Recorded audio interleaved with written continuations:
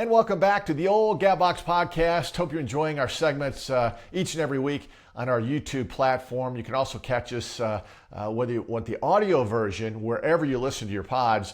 Catch us on X, Facebook, Instagram, all across the board. You know, it's time today for the aforementioned Pigskin Prognosticator of Prodigious Proportions. Each and every week, we unveil our picks on Mondays on Tide 100.9 FM, Tuscaloosa and Birmingham. Barry Sanderson and his famous dad, Wimp, do a hilarious show. I've been on there for a couple of years now. We do the picks.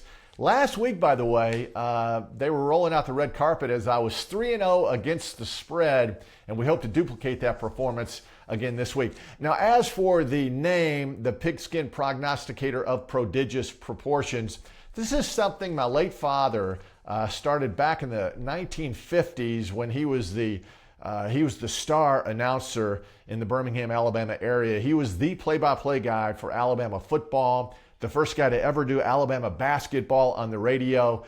He would recreate the games via ticker tape, the Birmingham Barons games, and you could drive through the driveway, the radio station in Homewood, Alabama, and actually watch him recreate these games.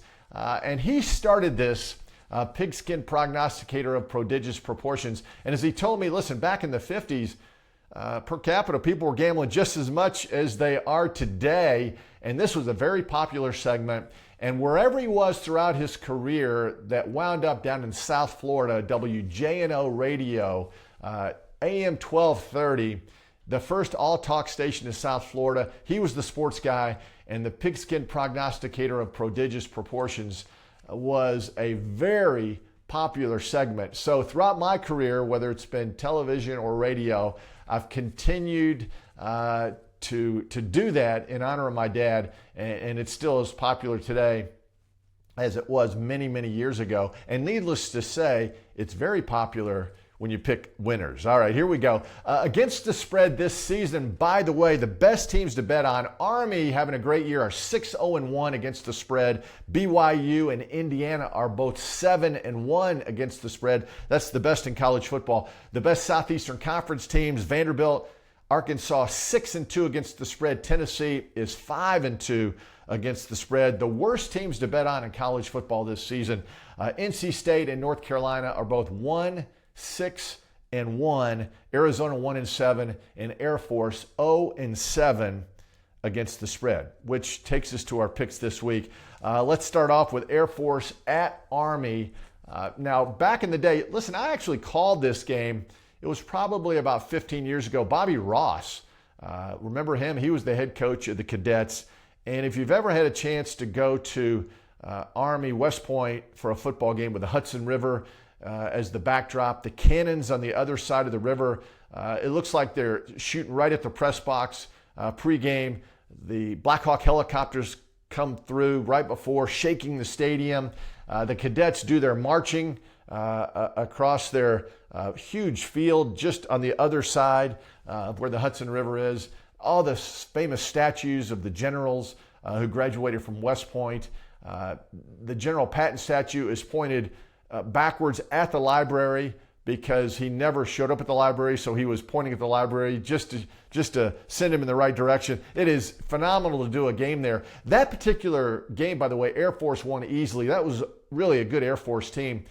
Right now, though, this Air Force team, I think, is arguably the worst college football team in the country. They're 1-6 overall, last place in the Mountain West. They're 0-7 against the spread. Again, Army is having a dream season, 7-0, 6-0 in the American Athletic Conference, 4-0 at home. 24.5 is a big number. Have no problem laying it. I think the Cadets will keep their dream season going, heading for a clash with Notre Dame here coming up. And Air Force, the hapless Falcons, will be a big-time loser at West Point on Saturday. Meantime, Indiana, a 7-point favorite at Michigan State. This is going to be a tough game for the Hoosiers, who are the biggest story in college football this season. 8-0. Last week, College Game Day was there. Kurt Cignetti is now becoming more well-known among college football fans. The people at Alabama knew him when he was the recruiting coordinator for Nick Saban from 2007 to 2010. Recruited guys like Mark Ingram, Cignetti knows what he's doing. It is amazing the transfers that he's gotten in, still with a banged up starting quarterback, but I think they keep things going. I don't mind giving 7, Indiana on the road. And again, as we mentioned, Indiana, a pretty good team to bet on. 7-1 against the spread up to this point. Meantime, Southeastern Conference, Ole Miss at Arkansas. Ole Miss, a 6.5-point favorite. Did you see what the Hogs did last week against Mississippi State? Granted, the Bulldogs are not a good football team, but the Hogs amassed 673 total yards of offense. They won 58-25. Taylor Green, their quarterback, his best game as a collegiate quarterback, 314 yards and 5 touchdowns. And after the game, Sam Pittman in the locker room gave the game ball to that offensive line, among others. But the O-line for Arkansas is really starting to control that line of scrimmage. With all due respect to Ole Miss, I think this will be a tough game for them to go into Fayetteville, and I like Arkansas getting 6.5 at home. And finally, if you've been watching our YouTube channel, a lot of great interviews talking about the Ohio State-Penn State game. That's coming up at noon Eastern, 11 Central Time on Fox. Ohio State, a 4-point favorite at Penn State. Now keep in mind, the last 10 meetings, Ohio State is 9-1 straight up against Penn State. 3-7 against the spread over that 10-year period. All these games are close. Even though Penn State hasn't won a lot, they are very competitive. If you haven't seen Penn State, their front 7 is fast and furious and tenacious. Ohio State has some issues on the offensive line. Now, granted, it's Ohio State. They plug and move people around. It's not as good as it was a month ago, but it's still a pretty talented bunch. I just like Penn State getting 4 at home. I think they're going to win straight up. And this will not squelch the playoff hopes of Ohio State. Again, when you look at the Big Ten, the 4 teams that are going to make the final 12, Oregon, Ohio State, Penn State, and let's not forget those Indiana Hoosiers. But that's the Pigskin Prognosticator of Prodigious Proportions.